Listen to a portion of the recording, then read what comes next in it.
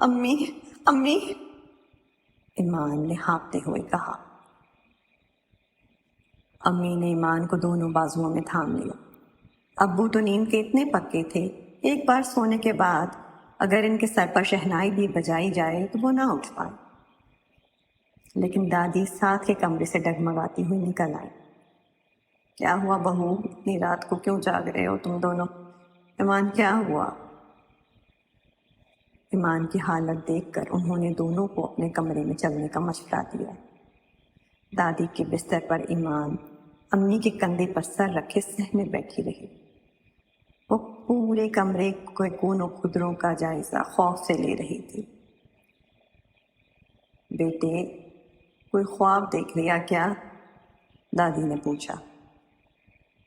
نہیں دادی، وہ خواب نہیں تھا، حقیقت تھی، ایمان نے جواب دیا۔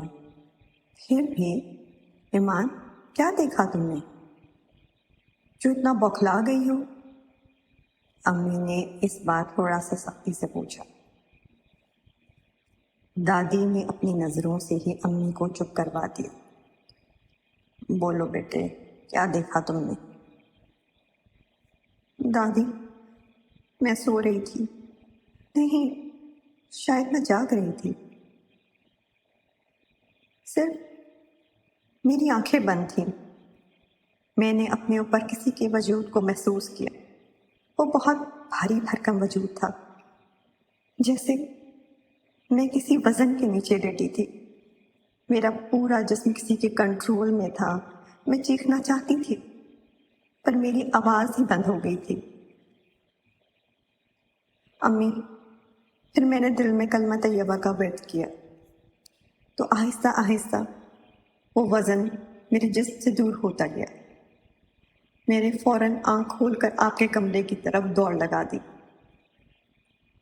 امی، اب میں اپنے کمرے میں دوبارہ واپس نہیں جاؤں گی، وہاں کوئی ہے، امی نے دادی کو دیکھتے کہا۔ دیکھا آپ نے، میں نے کہا تھا نا کہ ایمان کا رشتہ کسی نے بندھوا رکھا ہے، ہو نہ ہو یہ اس موئے عباد کی ماں کا ہی کام ہے۔ تسلی سے سننے کے بعد دادی بولی، تم بھی نا بے پر کی ہانکتی ہو بہو۔ اب بھلا وہ امریکے میں کہاں کسی پادری کے پاس جا کر رشتہ بندھوائے گی؟ امی چپ ہو گئی۔ ایمان بیٹا، تم ضرور سیدھا لیٹی ہوں گی، بیٹے اس لیے ڈر گئی ہو، چلو آج میرے ساتھ سو جاؤ، شاباش۔ دادی کے بستر پر ایمان آرام سے لیٹ گئی۔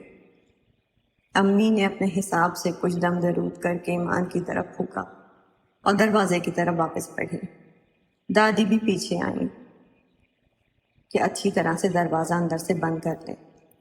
امی واقعی پریشان لگ رہی تھی۔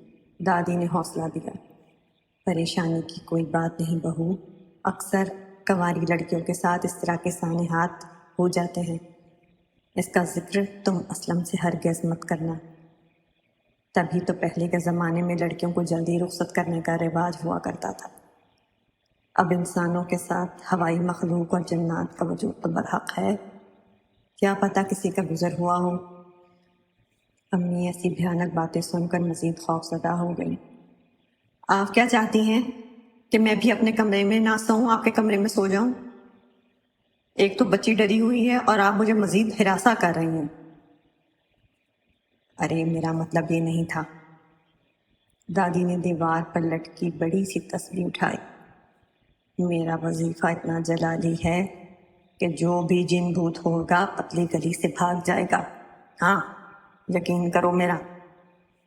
امی نے سر کو جھٹکا کر باہر کا راستہ لیا اور دادی نے دروازہ بند کر لیا۔